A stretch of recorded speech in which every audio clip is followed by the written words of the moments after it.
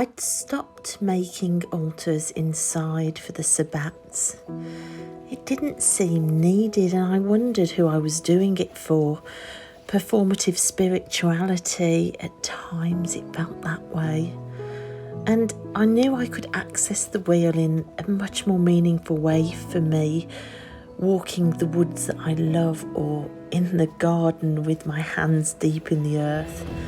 The ebb and the flow, the welcoming in and the goodbyes, the life and the death and the turning, it was all there, but for me more meaningful and quieter. The falling leaves, the decay, the dark moments, birdsong, crispness, ice, frost, sunshine, the senses overloaded with the wheels turning every time that I ventured out. So I claimed an altar in the woods that I love so much, the stump of the fallen tree now cut and cleared away, its base left just waiting for me to bring offerings. This my new altar, and it seemed right. And so as Imbolc rolled around this February, and the frost and the ice and the snow alternated with mud underfoot in these woods, I thought about Brigid. She called to me with the sunlight through the icy trees. I thought about our first fantastical meeting.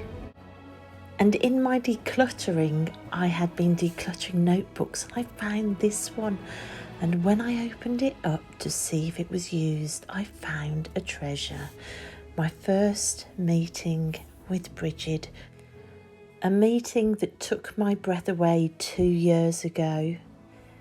So with the sun peeping through and whispers of Brigid coming, I've decided to share that first meeting and my diary entry with you all to celebrate Brigid and to let you know her first messages to me.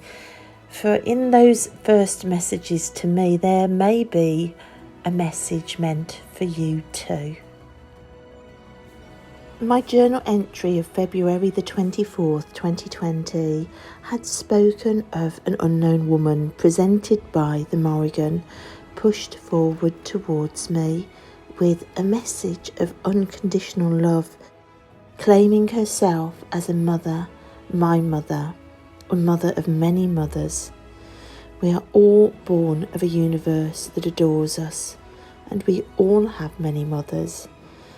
It was a strange message to my untethered soul to be told that I had been grounded in love from the very start. I found myself cradled in her lap, and I watched as her hair and cloak began to meld together to form a triangle, which then began to expand as her cloak began to grow. Out and out and out it grew, and as it grew, the faces of all the people who had played a role in the puppet show of abuse hurled at me appeared.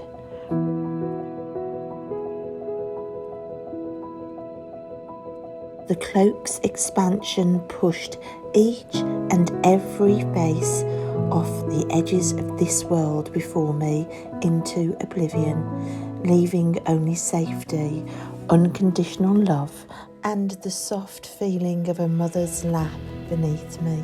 This the clearest vision I've ever had. After this meditation, I ran straight to Google. I just had to find out who this woman was. Who was this cosmic mother who had claimed herself safety and love and a healed world for me? So I Googled what goddesses are linked to motherhood, and the name Brigid came up. Brigid, a goddess of Imbolc in February, it said. Bringer of new life, a milk giver, a mother. But it also said that Brigid was the daughter of the Morrigan. Had the Morrigan brought her own daughter to me? My heart skipped a beat. I then Googled, is there a goddess with an expanding cloak? and my screen burst to life with endless links to the story of Brigid and her expanding cloak. I couldn't believe my eyes. There was that name again, Brigid.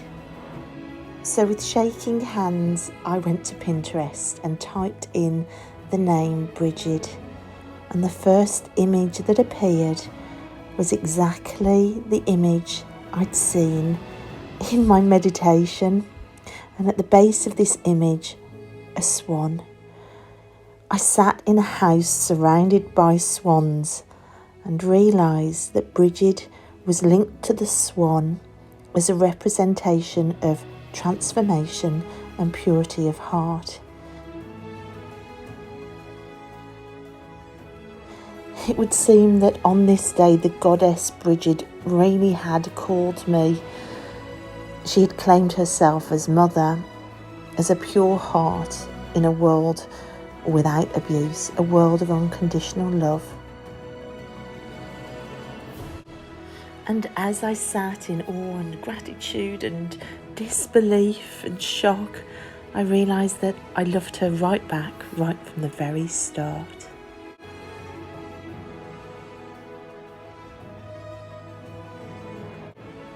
So Brigid's first message for my ungrounded heart was to settle into the safety of a universal mother that loves us. When reality bites us with its cruelty, that there is a world beyond to find our anchor. The word Imbolc actually means of milk. It speaks of nurturing. It also means in the belly or of the womb. The very semantics of the word Imbolc are literally about a mother that nurtures us through a mother's milk. So, Imbolc, it's the time to claim your security, your grounding. Where do you find your nurturing within your world? Seek it out, claim it. So Brigid, first messages of safety, nurturing of mother's milk. But why Brigid? Why now? Why had the Morrigan pushed her forward and then left? I'd walked hand in hand with the Morrigan for years. She had helped me battle through hell and back. We shared a name. Why had she left? And why now Brigid? Through the books I began to devour, I soon discovered why. Why Brigid and why now? I read of a Celtic society well aware of cruelty, battle, destruction, where bravery was required to take next steps to survive battles, a society where the Morrigan was called upon to get through and out. I read of bands of warriors who ran as packs, were trained as wolf warriors. They literally entered rituals, smearing themselves with wolf blood to prepare themselves for battle alongside the Morrigan. And I knew this place well, this place where some days it was only clinging to the Morrigan's wings that kept you moving forwards. But after battle, what then? How to reintegrate these wolf warriors shell-shocked from battle and on a knife-edge trigger to fight. How to integrate them back into society. What came after the battle for them? Enter Brigid and milk. These same bands of wolf warriors after battle would go through a reintegration ceremony where the blood of the wolf was washed away by milk. Overseen by the Goddess Brigid, the milk would wash away the mark of battle, silence battle cries, make safe the wolf warriors for their reintegration back into society.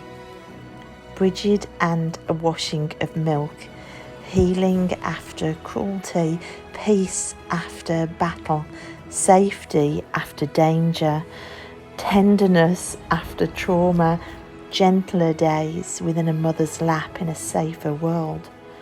I understood now why Brigid.